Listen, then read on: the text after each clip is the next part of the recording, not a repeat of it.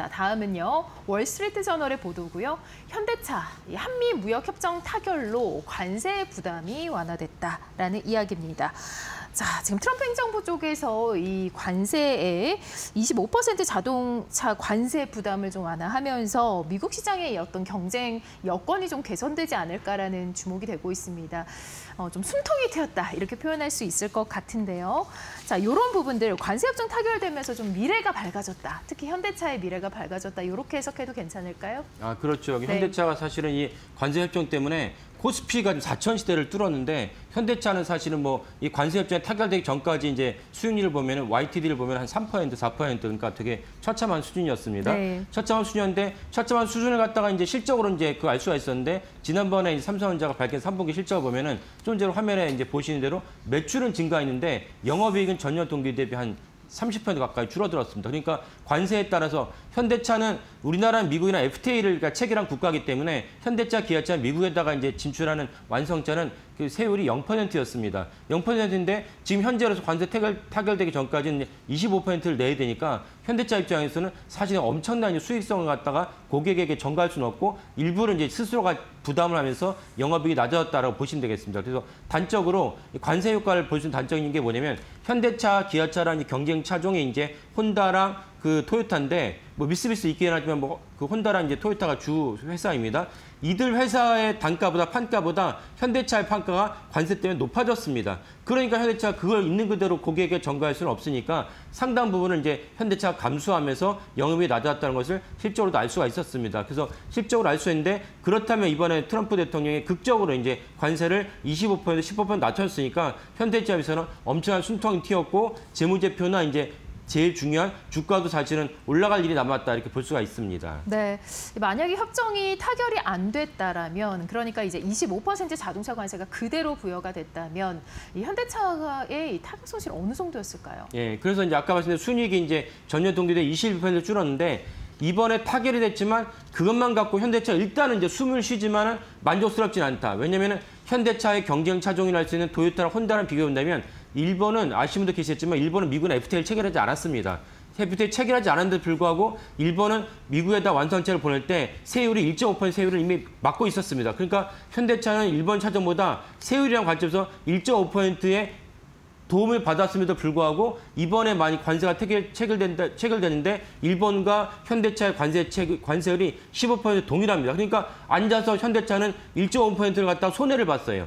이 점도 사실 현대차는 안타깝긴 하지만 그나마 이걸로 다행이다라고 현대차 안도의 한숨을 쉴 것이고 이거는 다른 관점에서 현대차가 이제 그 관세 차이를 갖다 극복하지 않을까라고 전망이 됩니다. 그래서 결국은 현대차는 일단은 이제 도약할 수 있는 발판이 마련됐다 이렇게 보시면 되겠습니다. 네, 매출이 좀 증가했는데 영업이익이 대폭 줄었다. 이런 점에서는 현대차가 어떻게 보면은 이 관세 부담을 좀 스스로 해소했다 이렇게 봐야 될까요? 예, 그렇죠. 그러니까 스스로 해소할 수 있는 기저가 마련됐는데 네. 결국은 기저는 마련됐지만 그 다음에 또 다른 그러니까 현대차 전체 시장에서 미국에 판매하는 이게 비율이 무려 이제 4분의 1인데 25%에 해당합니다. 우리가 다 알고 있는 사실이죠.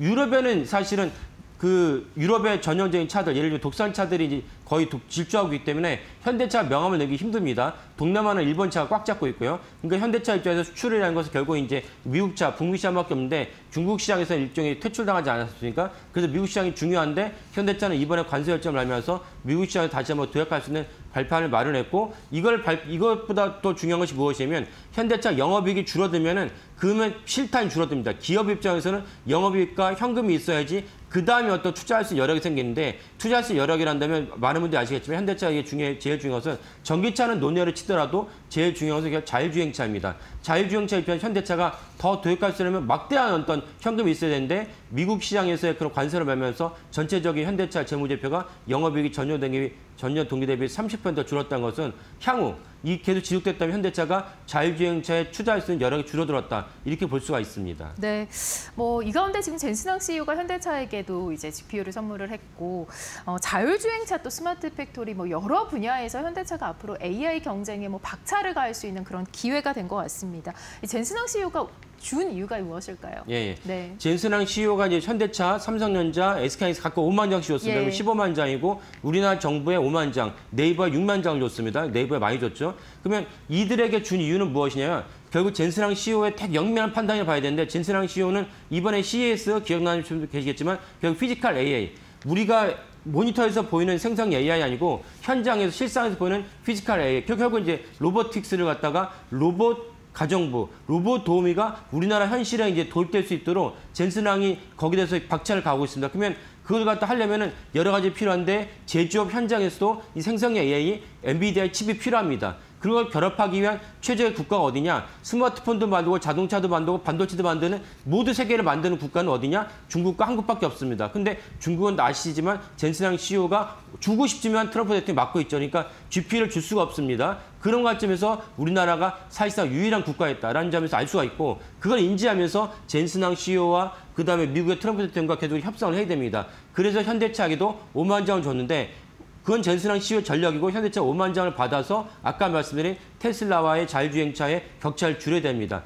테슬라가 갖고 있는 GPU가 몇만 장이냐? 12만 장입니다. 12만 장인데 이번에 5만 장을 말면서 단숨에 격차를 줄였다. 아니 12만도 5만인데 어떻게 격차를 줄였냐 볼 수 있지만 테슬라가 갖고 있는 12만 장은 이전 버전인 호퍼입니다. 근데 이번에 주겠다는 5만 장은 블랙웰 차세대 버전이기 때문에 블랙웰이 호퍼보다 연산 능력이 3배에서 4배 정도 더 높다. 그렇다면 단숨에 이제 하드웨어 격차는 줄였다 볼 수 있습니다. 소프트웨어 격차를 줄이는 것만이 현대차의 남은 과제라고 볼 수가 있겠습니다. 네.